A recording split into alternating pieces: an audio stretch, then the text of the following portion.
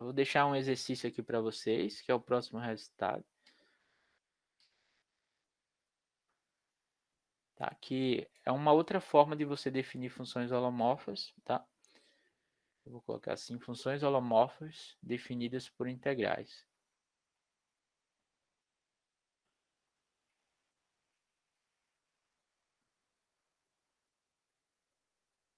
Tem várias funções holomorfas famosas, tá? A função gama, a função θ, tem várias funções holomorfas famosas que são muito importantes, por exemplo, em teoria analítica dos números, que elas são ou definidas como um limite de funções holomorfas, tá? Como foi a função zeta, ou ainda como integrais de funções holomorfas, tá? Aqui eu vou deixar um exercício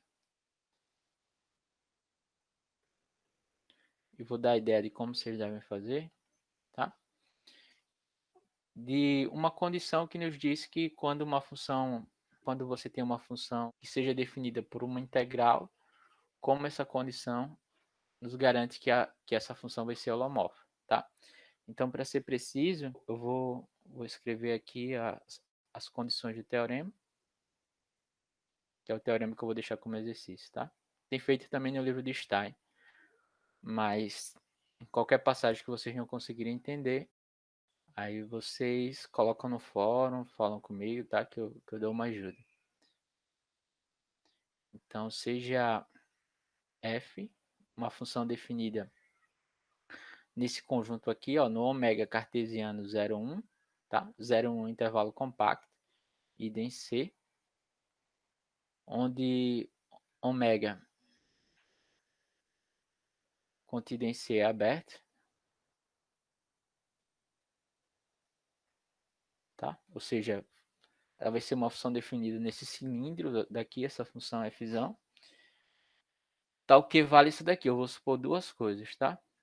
Que para cada s fixado na segunda variável, a função fzs é holomorfa, tá? Ou seja, ela é holomorfa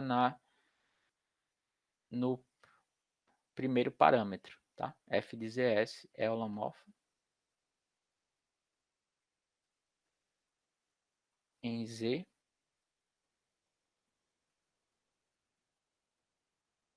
para cada s pertencente a 0,1. Ou seja, se você fixa um s nesse intervalo 0,1 e faz o z variar, então essa função vai ser holomorfa do jeito que a gente falou de funções holomorfas, tá?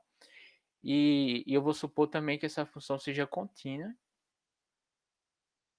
E f é contínua quando você olha ela em conjunto, tá? Nas duas variáveis z e s, f é contínua.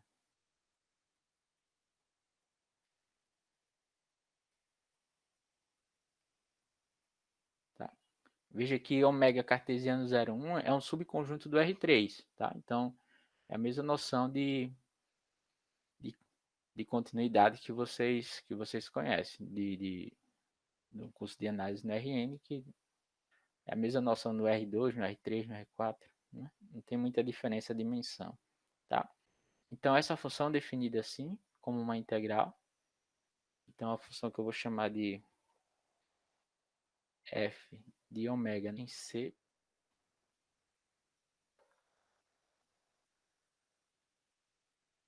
dada por f de z, igual a integral de 0 a 1, e f de z s ds, é uma função holomorfa. Então, para cada z aqui, ó, você vai estar integrando em relação a s, tá? Então, isso aqui é holomorfo. Tá? A prova eu vou deixar como exercício, mas a ideia, vou colocar aqui a ideia da prova, é você definir uma soma de rima, tá? Ou seja, é usar aquele teorema que eu provei, tá? Se você definir uma função assim, ó,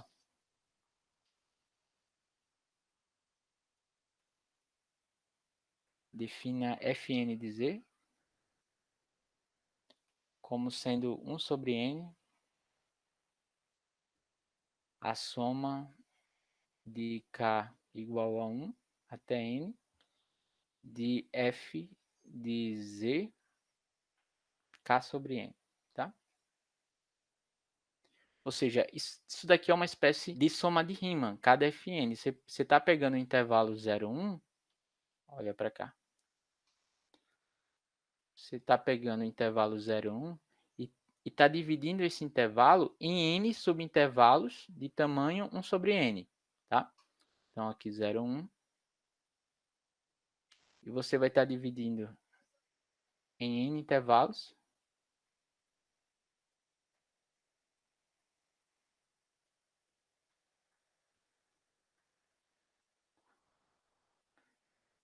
Onde cada um desses tamanhos aqui, ó, delta, ele é igual a 1 sobre n, tá?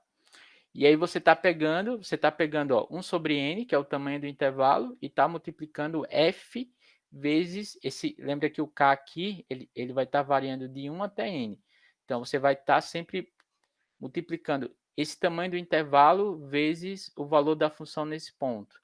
Aí soma, aí multiplica o tamanho desse intervalo e pega f quando o z aqui é um z fixado, né?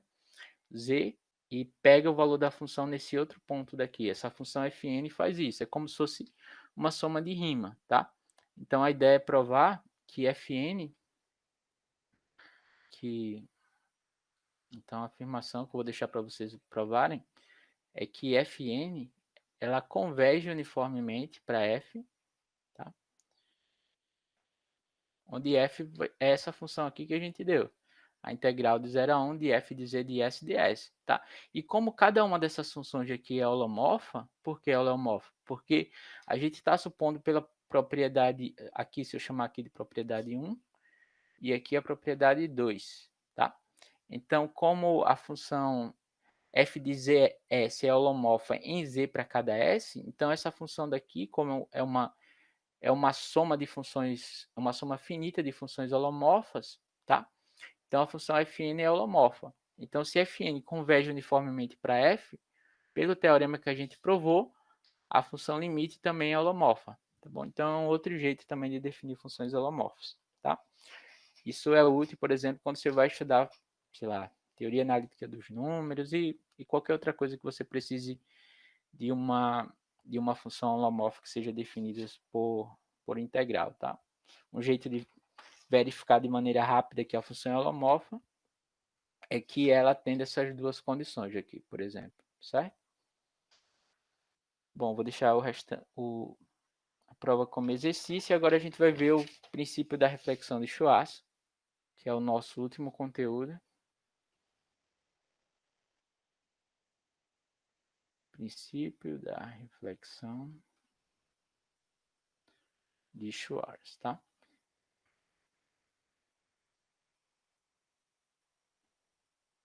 Então, ó, como eu falei, em vários momentos a gente quer estender uma função, sei lá, se você tem uma função suave, holomorfa ou contínua, às vezes a gente quer estender essa função para um conjunto maior, tá? Isso também é verdade na reta, por exemplo, se você tem uma função definida em um intervalo, por exemplo, AB, tá? Será que uma função contínua ou uma função suave aqui, será que eu consigo estendê-la a uma outra função suave maior, tá? Tal que quando você olha essa extensão, como o próprio nome diz, ela coincide com os valores da função que você tinha antes, tá bom? E ela vai ser uma função, tipo, você tinha essa função daqui, uma função suave, será que eu consigo estender ela ainda de uma maneira suave a um conjunto maior, tá? Ou se você tem uma função que seja holomorfa em um determinado conjunto, tá? Por exemplo, a gente já viu aqui a função zeta de Riemann era uma função holomorfa nesse semiplano daqui, tá? Será que eu consigo estender essa função de maneira holomorfa para o outro lado? Para esse outro lado? Ou seja, que eu consiga definir uma função holomorfa nesse outro conjunto, tal que elas coincidam aqui também no bordo desse conjunto, né? Uma função holomorfa. Lembra daquele resultado que a gente viu, né? A gente viu o seguinte, que se uma função ela coincide em um conjunto, se você tem duas funções holomorfas, Um breve comentário. Se você tem duas funções holomorfas em um conjunto ômega, e se elas são iguais, por exemplo, em um abertozinho pequeno desse conjunto, então elas são iguais em todo o conjunto, tá? Por isso que a gente fala, quando a gente estende uma função de forma analítica ou holomorfa, que a gente viu que analítica e holomorfa é a mesma coisa. Por que analítica e holomorfa é a mesma coisa? Ó, porque a gente viu que toda função analítica é holomorfa. E toda função holomorfa também pode ser escrita como uma série de potências numa vizinhança de qualquer ponto. Isso em um aberto, né? Analítica vai ser holomorfa em ômega é igual a holomorfa em ômega, tá? São duas noções equivalentes, tá? Então, ó, se você tem uma extensão dessa função, essa extensão tem que ser única. Tem que ser única. Por quê? Porque como elas coincidem aqui, por exemplo, em um conjunto aberto, então, em particular, elas são iguais em todo o conjunto, tá? Então, a gente fala quando uma função, uma observação aqui, tá? Observação. Então, quando uma função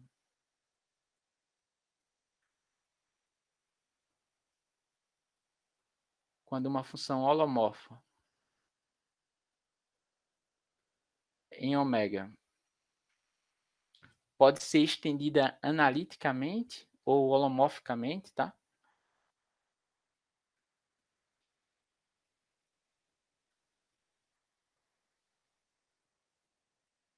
Analiticamente.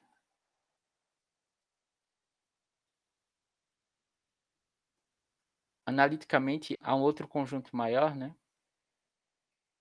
Há um conjunto, sei lá, ômega barra, né? Ômega barra não, colocar ômega tio, né? Porque não necessariamente é o feixe. Há um ômega tio que contém um ômega, onde esse ômega tio é um aberto. Então, dizemos que essa extensão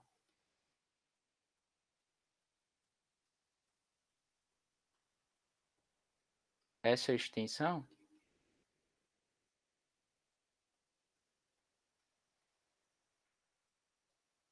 a extensão analítica, tá? Porque ela é única.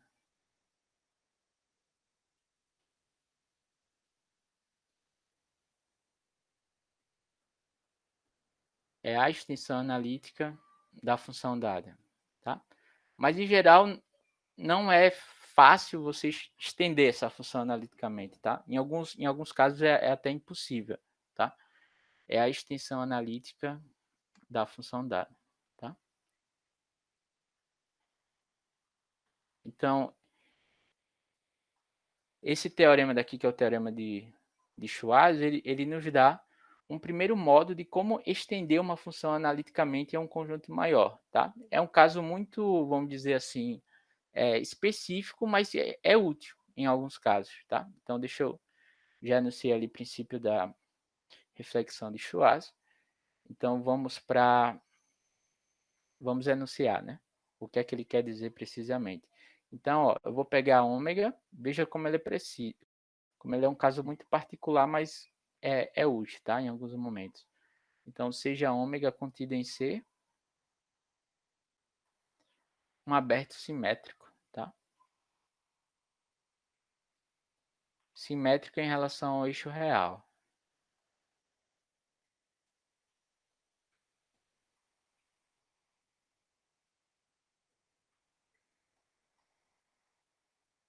O que é que isso quer dizer? Que um ponto Z pertence a ômega se somente se o seu conjugado Z barra também vai estar em ômega, tá? Ou seja, ômega é um conjunto assim, ele tem que ser simétrico mesmo em relação ao eixo dos x, né? Você tem aqui, por exemplo, um plano complexo. Então, aqui vai ter um conjunto ômega, coisa assim. Então, ele vai ser um conjunto simétrico em relação ao eixo do x, ou seja, se somente se, quando você reflete ele, né? Tem que ser uma coisa... Meu desenho não vai ficar muito simétrico, mas imagine algo simétrico, tá? Ou seja, se toda vida que você pega aqui um ponto Z, o seu conjugado também pertence ao conjunto. Tá? É claro que esse conjunto, ômega, ele pode ser assim também, né? Ele pode ser, por exemplo, uma coisa assim,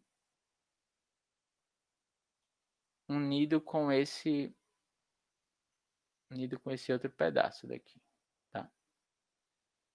Mas esse caso aqui não vai ser muito interessante, tá? Não vai ter muita graça para os nossos objetivos, tá? Então eu vou chamar de ômega mais, ele é simétrico em relação ao eixo do x, definir algumas notações, então seja ômega mais, os pontos que estão em ômega, tá ok? Eles estão acima do eixo do x, tá? Ou seja, z pertence a ômega, tá ok? A parte imaginária de z seja maior do que zero. Vou chamar de ômega menos os pontos que estão em ômega, tá ok? A parte imaginária de z seja negativa, tá? E eu vou chamar de I como sendo ômega interseção a reta, tá? Ou seja, o conjunto em que o z pertence a ômega, tá ok? A parte imaginária de z seja igual a zero. Então, pode ser que o I seja vazio, tá? Mas o caso mais interessante é quando o I for não vazio, tá? Então, note que do jeito que eu defini aqui, você vai ter que o ômega mais unido I unido o ômega menos, ele vai ter que ser igual ao ômega, tá? Então, nessa minha figura aqui, ó, esse cara daqui vai ser o ômega mais, esse cara que está aqui embaixo é o ômega menos, e esse cara que está aqui no meio é o nosso I, tá? Agora, eu vou anunciar o nosso primeiro resultado para provar o princípio da reflexão de Schwarz, que eu vou chamar de princípio da simetria.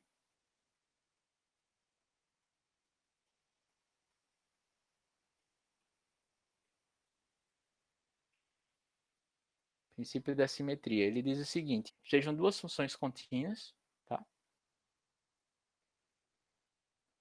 Sejam f mais definidas em ômega mais unido i, tá? Em C, f menos definido em ômega menos unido i, também em C, funções contínuas em seus domínios,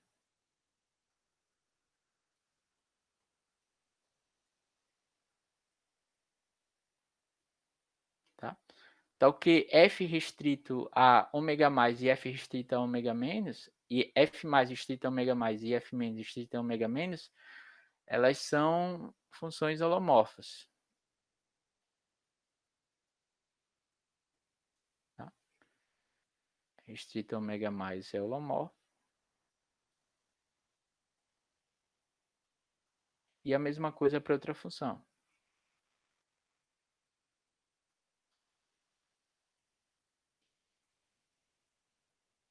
E eu vou supor também, ó, que elas são iguais, é holomorfa, e elas são iguais quando você pega um ponto que está em I, tá?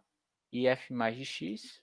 Lembra que os pontos que estão em I, eles são números reais. E eu vou supor também que f mais de x é igual a f menos de x para todo x real. Então, quando você cola essas duas funções, você define uma função f como sendo f mais na parte de cima e f menos na parte de baixo. Essa nova função, que é a função, vamos dizer assim, função juntada, né, a função colada dessas duas é uma função holomorfa, tá? Então,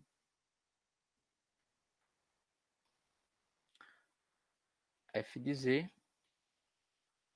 dada por f mais de z, quando z pertence a ômega mais, definir, aqui eu posso tomar uma das duas, né, que elas coincidem, então eu vou tomar f mais de z igual a f menos de z, tá? Quando z pertence a ômega ai, aqui é ômega mais, tá? E eu vou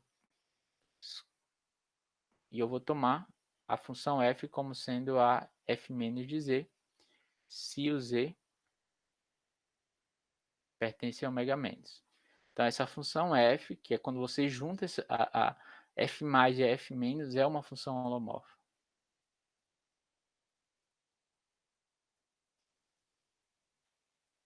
É holomorfa em todo ômega, tá? Ou seja, quando você olha para cá, ó, para o ômega mais,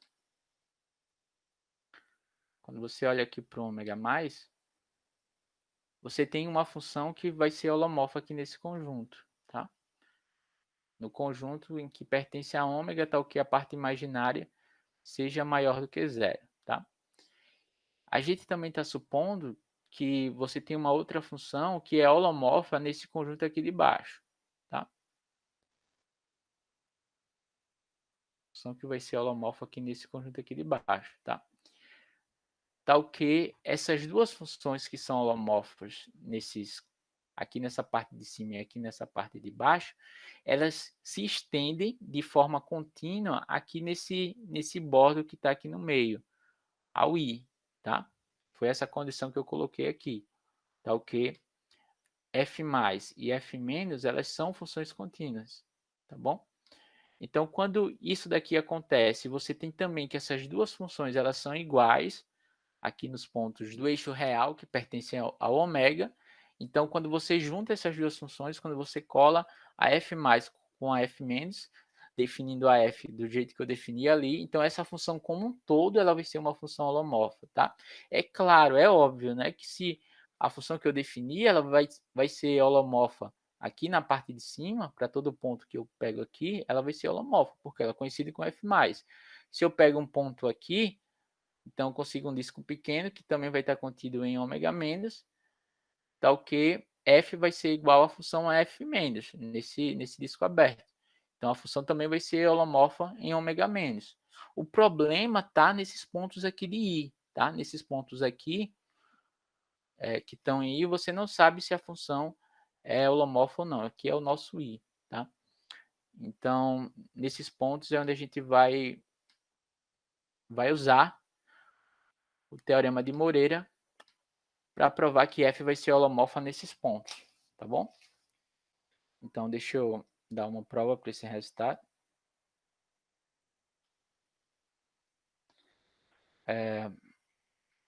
Não é difícil verificar do jeito que a gente definiu que a f é contínua, tá? É contínua em ômega, tá? Por quê? Porque veja que as duas funções, elas coincidem em i, a f mais e a f menos, tá? E, opa, aqui não é para todo x pertence a R, não. Aqui é para todo x pertencente a I, né? Todo x que está em I, tá?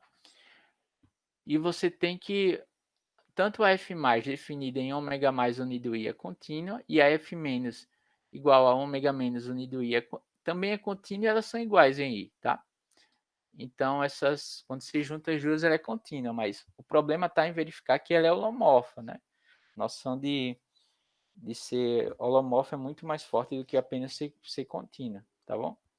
Então, pelo argumento que a gente acabou de ver, resta mostrar que f é holomorfa nos pontos de I.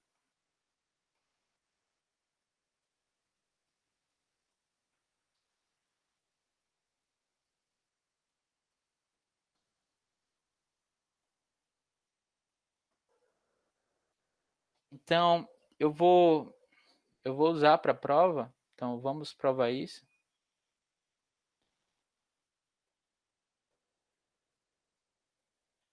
com auxílio do Teorema de Moreira, tá? Mais uma aplicação do Teorema de Moreira.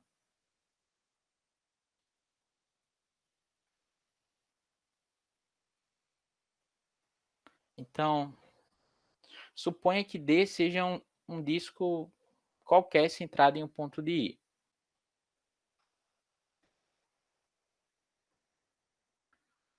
Suponha que D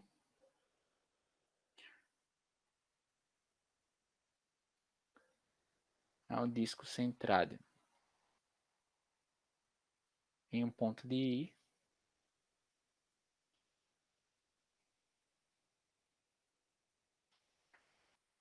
tal que D ainda esteja contido em ômega, tá? Ou seja, eu vou pegar aqui voltar aqui para o meu desenho, eu vou pegar aqui um ponto qualquer de I, tá? E eu vou pegar um disco, tal que esse disco ainda vai estar contido em ômega, tá? Isso é possível porque nosso conjunto ômega é aberto, certo? Então, eu vou provar que F vai ser holomorfo em D, com a ajuda do Teorema de Moreira.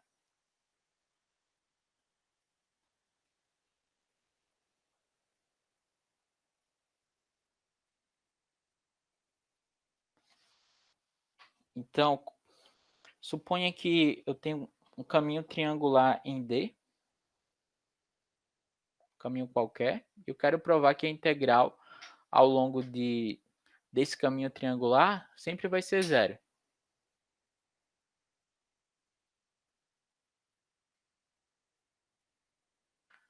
Que T é um caminho triangular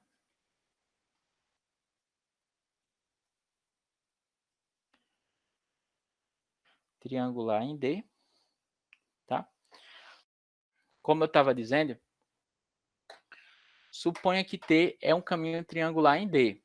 Então, se eu conseguir provar que a integral ao longo de D, né? Se a integral ao longo de T, para qualquer T que eu pegue contido em D, de F é igual a zero, se acontecer isso, então a função pelo Teorema de Moreira vai ser holomorfa em D, tá? Então, quais são as formas que esse triângulo T aqui, que esse caminho triangular T, ele vai estar dentro de D, tá? Aqui eu só vou desenhar o círculo, tá? Aqui eu só vou desenhar o círculo para a gente ver as formas. Então, ele pode estar assim, ó. Então, vamos dizer que aqui seja o nosso disco. E aí, o triângulo ele pode estar assim, tá? Em um primeiro momento. Se ele tiver assim, ou aqui embaixo, então a integral de f ao longo de t vai ser zero. Por quê? Porque lembra que a função f aqui, se o triângulo t tiver assim, então suponha, no primeiro momento, então caso i. Então suponha que t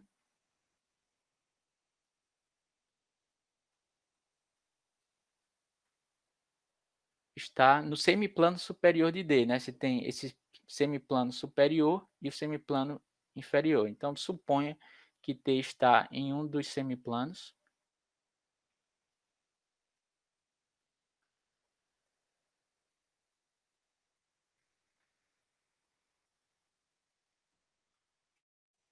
Em um dos semiplanos cortados por I, tá?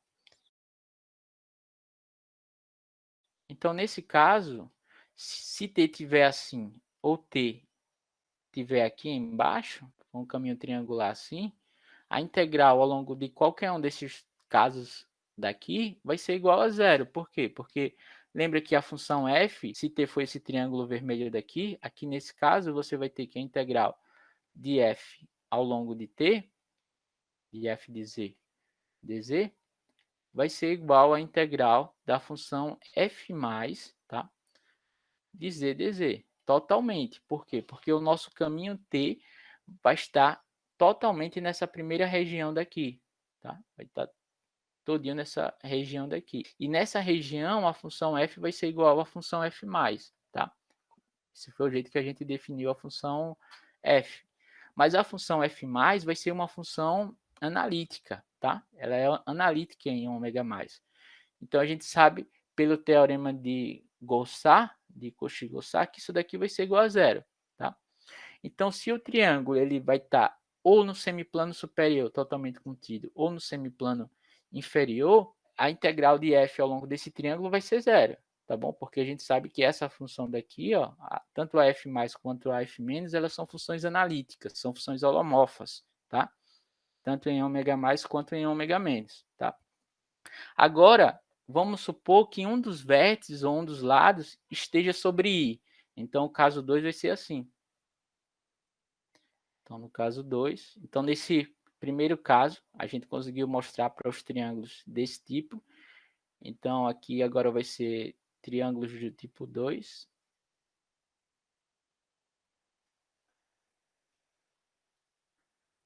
Triângulos do tipo 2, que eu vou chamar assim. Aqui é triângulos do tipo 1. Tá?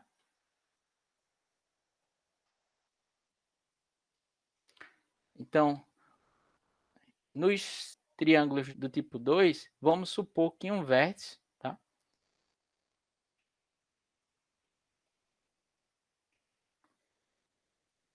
Que um vértice ou um lado do triângulo está sobre I.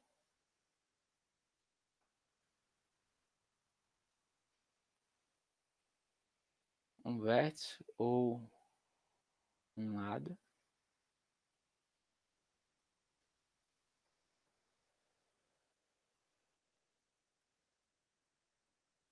está sobre I.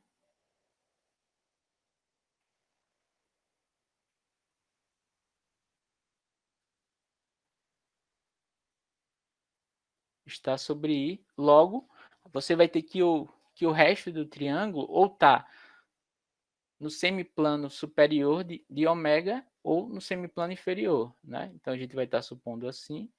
Aqui é o nosso disco D. E aqui a gente vai supor, por exemplo, que esse triângulo seja um triângulo assim, tá? E que um dos lados, por exemplo, estejam sobre o eixo real, tá? Então quer dizer que a outra parte do triângulo vai estar no semiplano superior ou no semiplano inferior, tá? Tem do tipo 2, né? Ainda tem do outro tipo, né? Que ele corta de fato o em que o triângulo corta de fato esse segmento que a gente está denotando por I, tá? Vai ser uma coisa desse tipo. Então, deixa eu só adicionar uma figura aqui, só para ficar claro quais são esses triângulos aqui do tipo 2. O triângulo do tipo 2 vai ser esse triângulo aqui que está na nossa figura A, tá? Na nossa figura A. Então, vamos supor, sem perda de generalidade, que o resto do triângulo esteja no semiplano superior daqui, tá? E que um dos lados estejam sobre I, tá bom?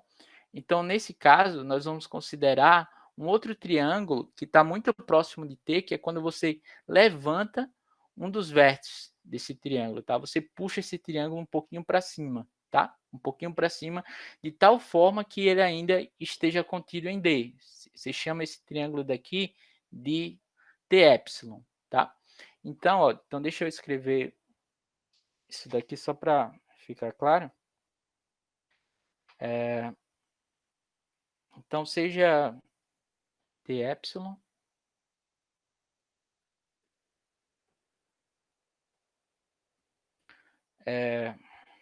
o caminho triangular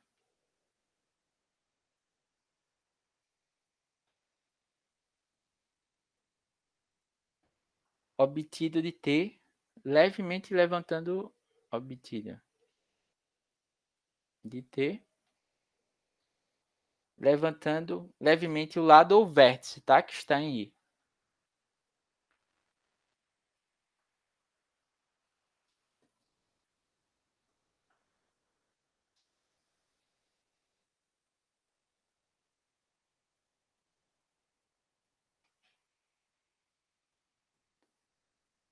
o lado de t que está em I. Isso é muito complicado de obter? Não, né? Você só tem que ter um pouquinho de controle, tá? Por exemplo, se o seu caminho triangular T ele for assim, por exemplo, aqui Z1, Z2 e Z3, tá? Ou seja, aqui nesse meu desenho, o Z1, por exemplo, for aqui, o Z2 esse outro vértice aqui, e aqui o outro vértice Z3, tá? Então, se você levanta um pouquinho, né? Por exemplo, se você considerar T epsilon assim, como sendo Z1 mais I epsilon, Z2 mais I epsilon,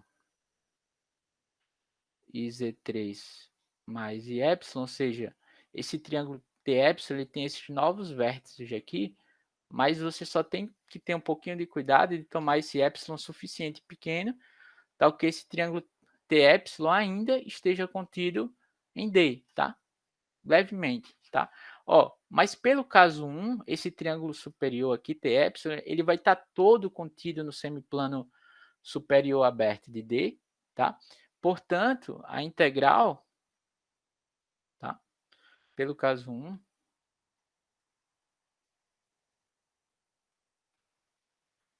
você tem que a integral de f ao longo de T epsilon, ele vai ser zero, tá? Pelo caso 1, pelo caso que a gente acabou de provar, a gente sabe que a f nesse conjunto daqui, ela vai ser uma função holomorfa, porque ela vai ser igual a f mais. Então, pelo teorema de Gaussat, toda vida que você pega esse caminho triangular fechado, calcula a integral de f ao longo dele, essa integral daqui vai ser zero, tá? Mas lembra que f é uma função contínua, tá? Então, se você faz epsilon tender a zero,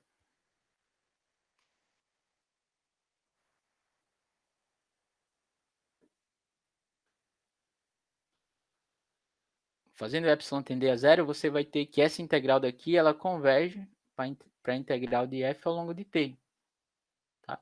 Que vai dar zero. Então, a integral de f ao longo desse caso 2 também vai ser igual a zero. E o caso 3? O caso 3 você faz o seguinte, simplesmente... Então, no caso 3, o triângulo ele corta o nosso segmento I, tá? E você tem partes desse... Aqui é o nosso I, tá? Essa parte aqui em verde, tá? E você tem partes do triângulo que vão estar no semiplano superior e tem outra parte que vai estar no semiplano inferior. Mas aí você divide esse triângulo em triângulos que estão no caso 2. Por exemplo, aqui nesse caso, você pode dividir assim, pegando esse cara e ligando nesse vértice, e você tem 3 triângulos, tá? Onde cada um dos 3 vão estar no caso 2, onde esses triângulos menores, ou eles têm um vértice que estão sobre I, ou eles têm um lado que estão sobre I, tá? Então, como a integral de f ao longo de t vai ser a integral de f ao longo de cada um desses triângulos menores, e a integral de cada um desses triângulos menores, pelo caso 2, vai ser igual a zero, então a integral de f ao longo de t também vai ser zero, pelo mesmo motivo, tá bom? Então, deixa eu só escrever essa parte, que é o que eu acabei de falar. Então, se o interior de T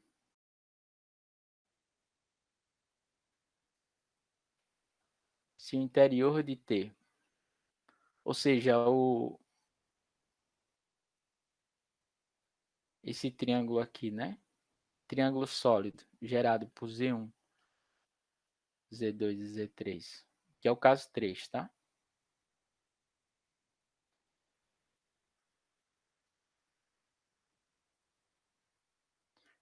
Se o interior de T, ou seja, esse triângulo sólido gerado por Z1, Z2 e Z3, intersecta aí,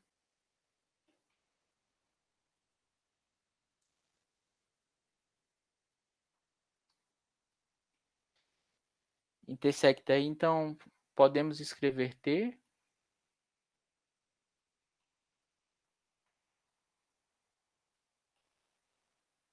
como uma união de triângulos do caso 2.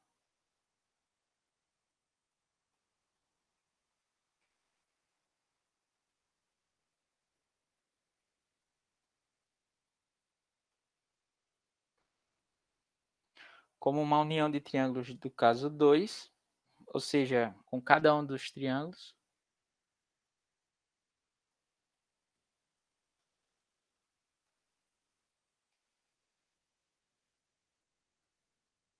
com um lado ou vértice em I, tá?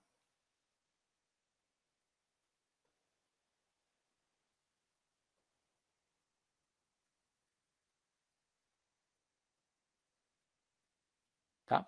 Então, então isso implica que como a integral em cada um desses triângulos menores vai ser igual a I, você pode colocar uma orientação aqui, tá? O que a integral de f ao longo de t seja igual a integral de f ao longo de t1 mais a integral de f ao longo de t2 mais a integral de f ao longo de t3, e pelo caso 2, isso daqui vai ser igual a zero, então isso implica que a integral de f ao longo de t também vai ser igual a zero, tá?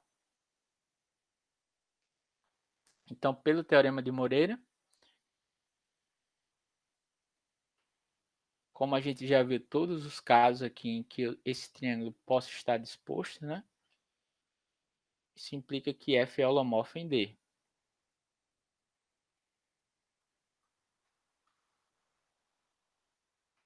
Tá? Bom, era isso. Esse é o princípio da simetria. E como aplicação, a gente ganha de maneira rápida o princípio da reflexão de Schwarz. Tá? Deixa eu escrever aqui.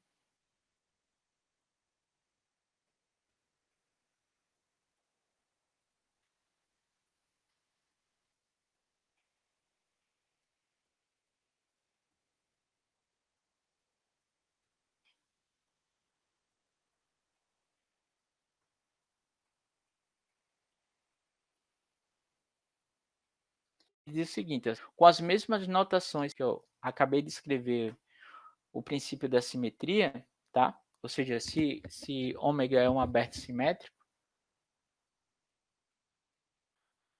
se ômega contido em C é simétrico em relação ao eixo de x,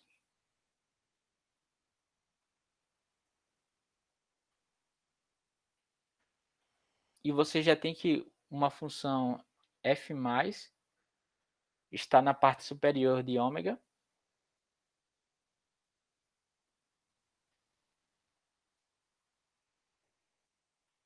você tem que chamar de f, tá? Uma função que está indo de ômega mais unido i em C é contínua.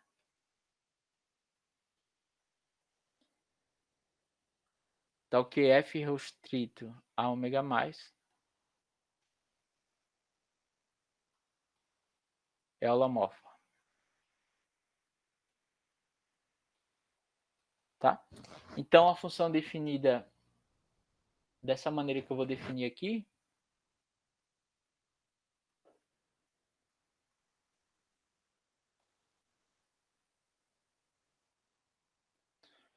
é como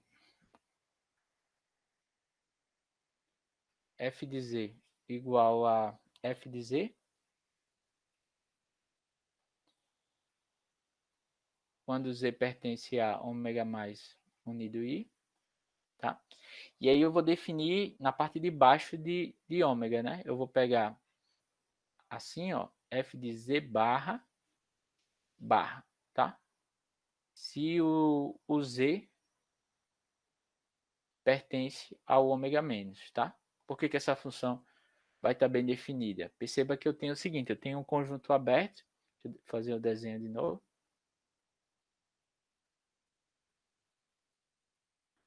Eu tenho um conjunto que é simétrico em relação ao eixo do x, um conjunto aberto assim.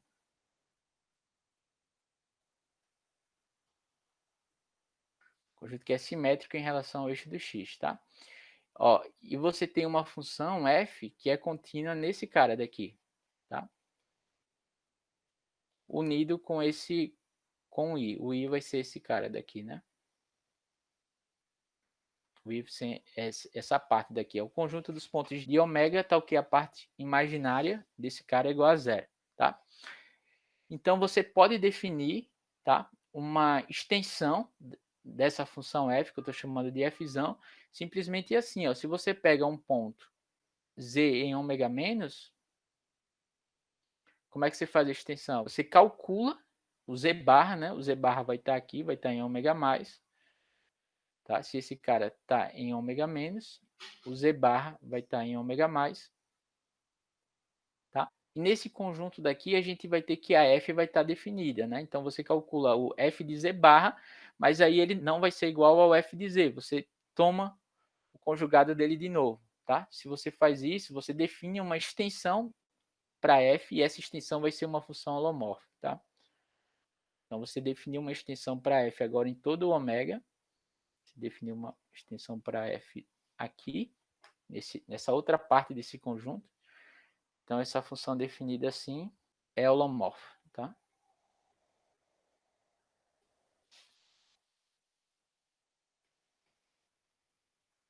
Em todo o conjunto ômega, tá? Uma parte importante aqui da hipótese que eu esqueci foi essa daqui. F de ômega mais é holomorfa e a imagem de I, tá? F de I está contido na reta, tá? Uma função real, certo? Quando você olha ela nos pontos que estão em I, dos pontos em que a parte imaginária vai ser zero. Então, como é a prova? A prova consiste em simplesmente aplicar o princípio da simetria, né? Basta verificar as hipóteses do princípio da simetria.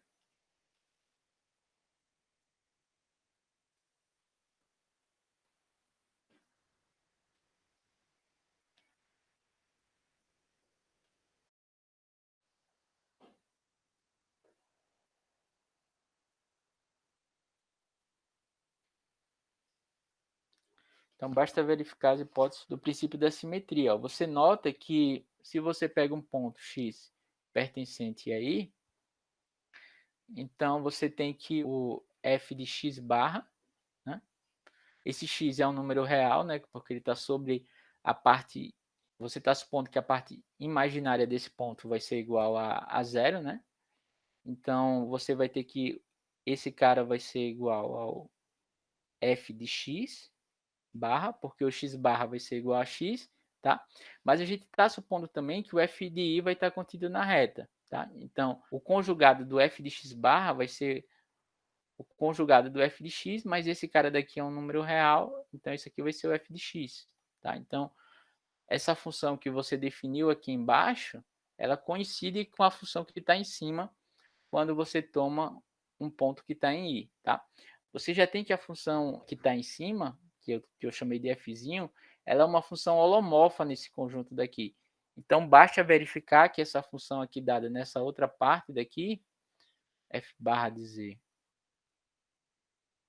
assim, será que ela é holomorfa em ômega menos?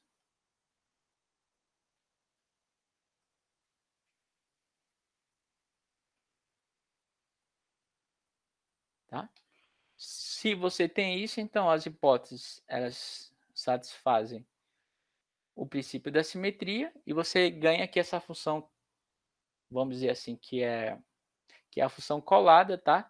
Da parte de cima com a de baixo vai ser uma função holomorfa no ômega inteiro, tá bom? Então, a gente já verificou isso. Resta mostrar. Resta mostrar que f é holomorfa em ômega menos.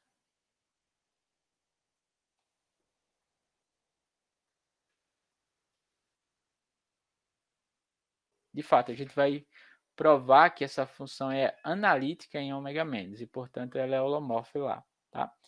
De fato, porque se você pega z0 e z pertencente a ômega menos, tá?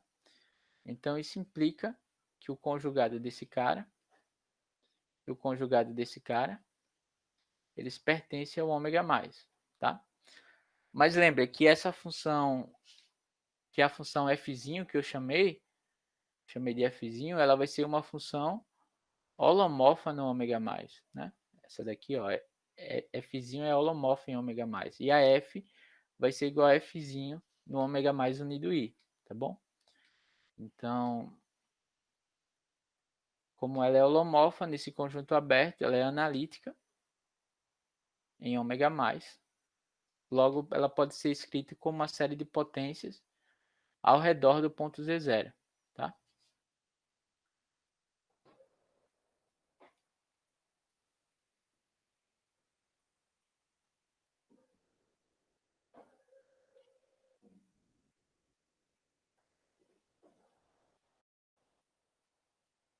F é analítica em ômega mais. Portanto, a gente pode escrever assim, né? A gente pode escrever F de Z barra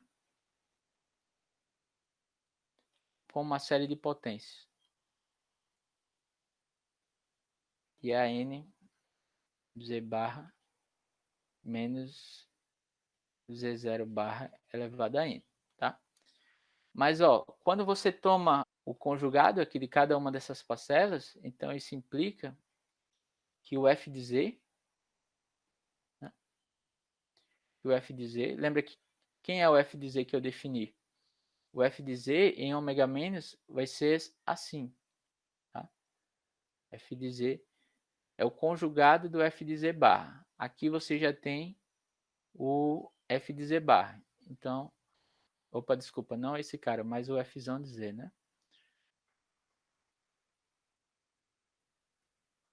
Isso implica que o Fzão de Z, que vai ser esse cara daqui, é o conjugado de cada uma dessas parcelas